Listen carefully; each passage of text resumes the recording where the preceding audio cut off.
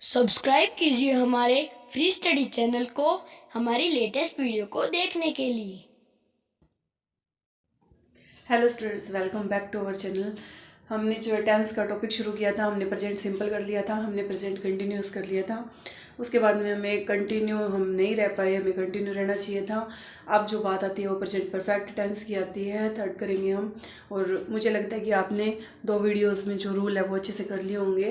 Rule तो आपको देखो याद करने ही पड़ेंगे, रूल के बिना जो टेंस आप नहीं कर पाओगे।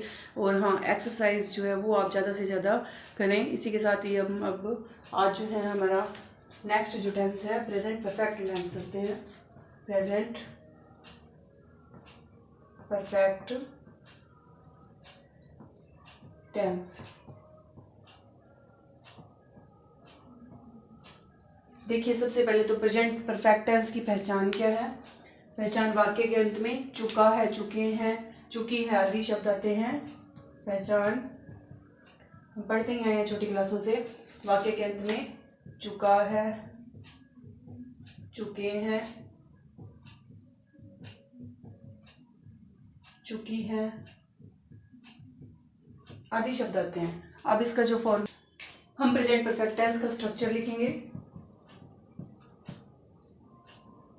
स्ट्रक्चर क्या आ जाएगा इसका?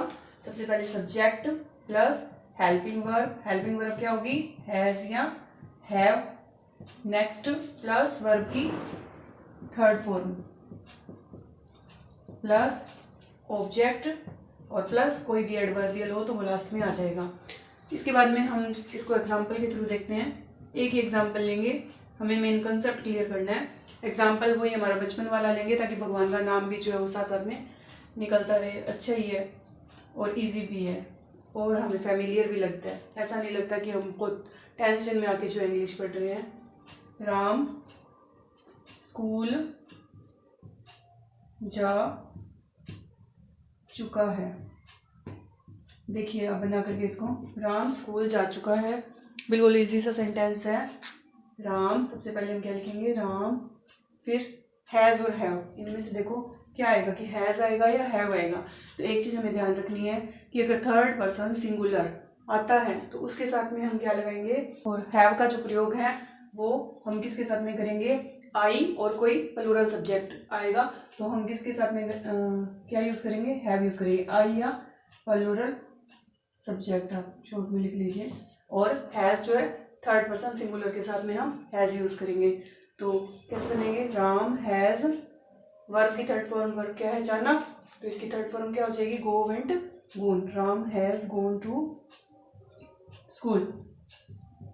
अब इसी से हम सभी वाक्य बना लेंगे। ये हमारा साधारण वाक्य हो गया। ये हमारा कौन सा हो गया? अफर्मेटिव।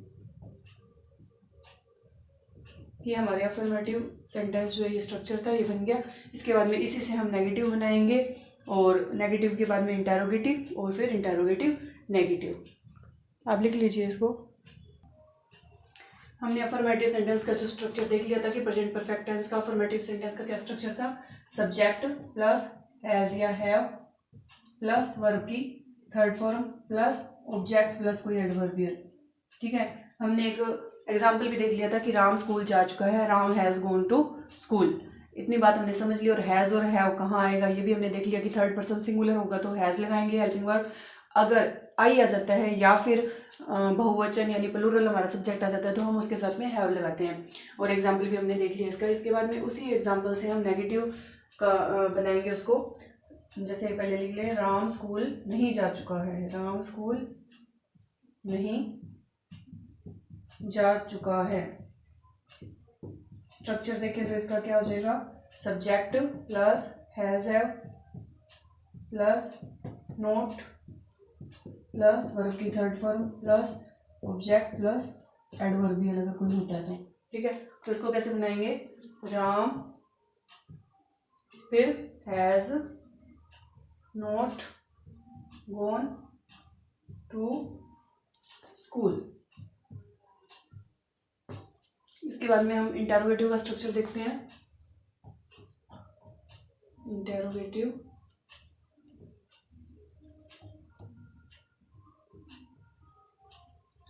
का स्ट्रक्चर क्या हो जाएगा? सबसे पहले हेल्पिंग वर्ब यानी कि हैज़ या हैव पहले आ जाएगा, उसके बाद में सब्जेक्ट, फिर वर्ब की थर्ड फॉर्म, फिर ऑब्जेक्ट, फिर कोई एडवर्बियल और लास्ट में क्वेश्चन मार्क आ जाएगा। ठीक है, तो इसको बनाते हैं हम। ऊपर आप क्लियर कर लीजिए इंटेरोगेटिव का स्ट्रक्चर जो नीचे लिखा हुआ है, has have plus subject plus verb की third form plus object plus adverb, कोई भी अगर होती है तो एडवर्बियल्स जो है लास्ट में आते हैं। उसके बाद में इंटेरोगेटिव सेंटेंस को हम एग्जाम्पल के थ्रू देखें तो क्या बनाएंगे, क्या राम स्कूल जा चुका है। आप प्रैक्टिस के लिए घर पे जितने हो सकते हैं आप डेली यूज़ की जो बातचीत होती है, कोई वाक्य होते हैं, उनको बनाने की प्रैक्टिस कीजिएगा। आपको और अच्छे से जो है टेंस जो है क्लियर होते जाएंगे। लेकिन कंसेप्ट है, जो रूल है वो बस आप दिमाग में बिठा लीजिए। क्या राम स्कूल जा चुके हैं तो कैसे बनाएंगे, has Ram gone to school, last में क्वेश्चन मार्क। उसके बाद में इंटेरोगेटिव प्लस क्या करते हैं हम, नेगेटिव करते हैं। तो कैसे बनाएंगे, देखिए सबसे पहले क्या आएगा, हैज़ या हैव, उसके बाद में सब्जेक्ट, फिर नोट, फिर वर्ब की थर्ड फॉर्म प्लस ऑब्जेक्ट, उसके बाद में एडवर्बियल। इसको जल्दी से हम देखें तो कैसे बना लेंगे, क्या राम स्कूल नहीं जा चुका है। इसको जल्दी से बनाइए आप, कैसे बनाएंगे, has Ram not gone to school. इसी प्रकार से आप जो इसकी एक्सरसाइज करके देखिए, डे टू डे के इजी जो सेंटेंस है बातचीत के वो बना करके देखिए, तो आपकी जितनी प्रैक्टिस होगी उतनी अच्छे से ग्रामर जो आपको आएगी। तो ये हमारा वाक्य हो गया। इस प्रकार से हमने प्रेजेंट परफेक्ट टेंस के चारों प्रकार के अफर्मेटिव वाक्य कैसे बनता है, नेगेटिव का स्ट्रक्चर क्या है, इंटेरोगेटिव का क्या है और इंटेरोगेटिव नेगेटिव कैसे बनता है। तो हमने ये चारों स्ट्रक्चर देख लिए, इनके रूल जो है वो आप याद कर लीजिए, अपनी कॉपी में नोट कर लीजिए। उसके बाद में हम कुछ जो आपके एक टॉपिक है सब्जेक्ट वर्ब कनकर्ड, जो हम साथ ही करते हुए चल रहे हैं इसके टेंस के, तो उसको हम थोड़ा सा देखें कि अगर प्रेजेंट परफेक्ट टेंस के कौन कौन से एडवर्बियल है जिसे हम पहचान सकें करेक्ट फॉर्म भरते समय कि यहाँ पर जो है कौन सा टेंस आएगा और हमें अच्छे से पता चल सके और हमारा क्वेश्चन सही हो सके। आप ही नोट कर लीजिए या फिर स्क्रीनशॉट ले लीजिए। प्रेजेंट परफेक्ट टेंस के रूल नंबर हम फर्स्ट देखते हैं। हमारी जो करेक्ट फॉर्म ऑफ वर्ब जो भरने के लिए आती है तो उसके लिए कुछ एडवर्बियल्स है जो हमें याद करने ही पड़ेंगे, ये मस्ट है। If one out of these adverbials is used in a sentence, अगर जो नीचे दिए गए एडवर्ब्स हैं अगर इनमें कोई भी हमें सेंटेंस के अंदर मिल जाता है, that must be written in present perfect tense. तो जो वो सेंटेंस है वो किस टेंस में लिखा जाएगा, वो लिखा जाएगा प्रेजेंट परफेक्ट टेंस में, और इनको हमें याद करना पड़ेगा।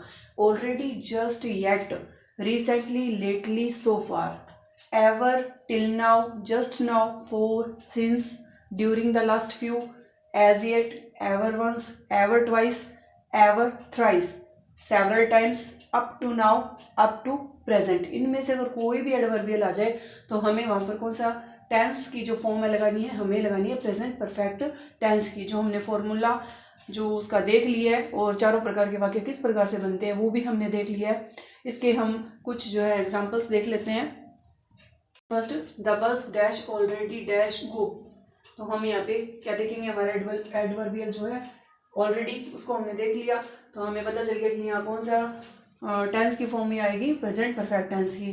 तो कैसे बनाएंगे, द बस सिंगुलर है इसलिए हैज़ ऑलरेडी, और यहाँ क्या आ जाएगा थर्ड फॉर्म गॉन।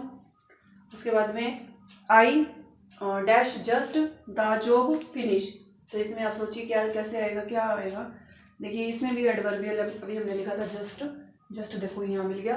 तो हम क्या करेंगे, आई के साथ में क्या यूज़ होता है, हमने पढ़ा था कि क्या यूज़ होगा, आई के साथ में हैव यूज़ होगा, और प्लूरल के साथ में भी हैव यूज़ होता है। तो आई के साथ में हैव लगा दिया, तो जस्ट के बाद में कौन सी फॉर्म लगेगी वर्ब की, थर्ड फॉर्म। तो यहाँ क्या आ जाएगा, finished. I have just finished the job. तो दोनों में एडवर्बियल के कारण जो है प्रेजेंट परफेक्ट टेंस आया है। आप रूल नंबर 2 देखिए, generally we use since and for in present, past and future perfect continuous tense. यानी सामान्यतया हम जो क्या करते हैं, सिंस या फॉर का जो प्रयोग है वो कहाँ करते हैं, प्रेजेंट में, पास्ट में या फ्यूचर परफेक्ट कंटिन्यूस टेंस के अंदर सिंस और फॉर का यूज करते हैं।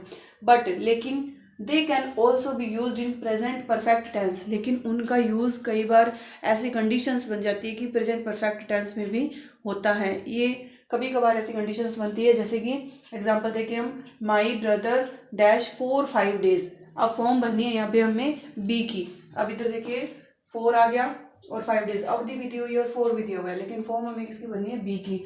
तो इस कंडीशन में इन चारों में से कौन सा राइट होगा, आप सोचिए।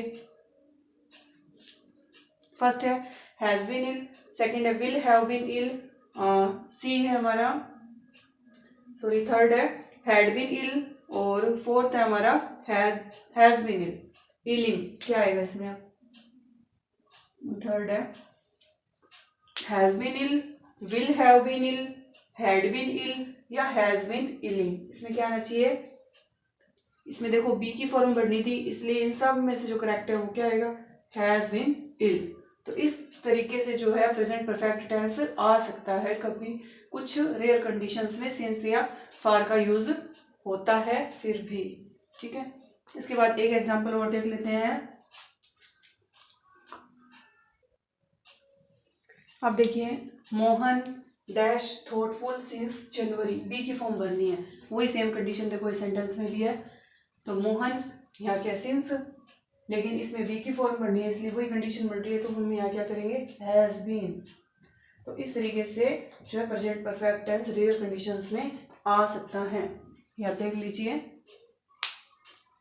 आज की जो हमारी क्लास थी प्रेजेंट परफेक्ट टेंस की, ये रूल भी हमने समझ लिए, हमने स्ट्रक्चर देख लिए, हमने कुछ एग्जांपल्स भी देख लिए, और इसकी जो है आप प्रैक्टिस करना। इसके साथ ही एक संस्कृत का जो श्लोक है, न चोरहार्यम न राजहार्यम न भ्रातृभाज्यम न च भारकारी वे करते वर्धते नित्यम विद्याधनम सर्वधनम प्रधानम।